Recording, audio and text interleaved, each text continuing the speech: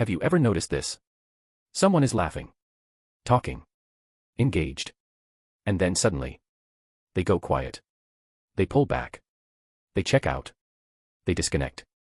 Not dramatically. Not angrily. Just, early.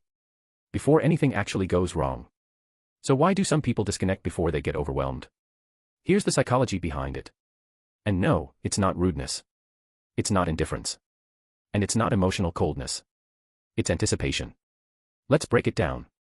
Point 1. Some nervous systems detect overload early. Most people notice overwhelm when it's already happening. But some people feel it building. The volume of voices. The shifting energy. The emotional expectations. Psychology links this to heightened sensitivity to stimulation.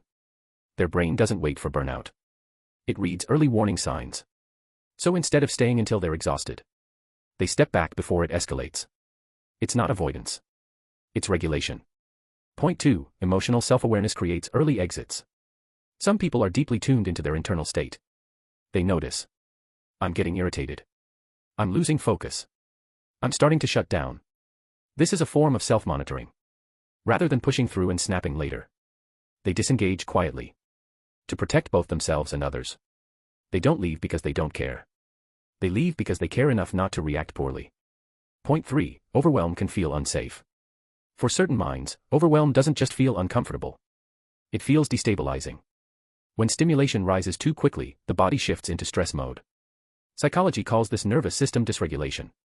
And for people who've experienced emotional overload before, the memory of that feeling stays stored. So the brain says, exit now. Before it gets there.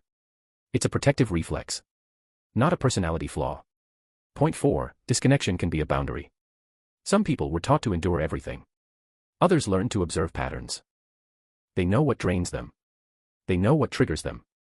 So instead of enduring until resentment builds, they create distance early. Psychology calls this preventative boundary setting. It's quiet. It's subtle. But it's intentional. Point 5. People who disconnect early often feel deeply. This might surprise you. The people who step away first are often the ones who absorb the most. They feel tone shifts. They sense emotional undercurrents. They carry energy longer than others. And because they feel intensely, they manage exposure carefully. To stay present long term. Now here's what most people misunderstand.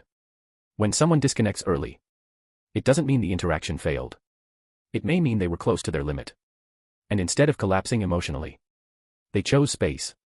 If this is you, remember this. You're not fragile. You're aware. You're not antisocial. You're regulated.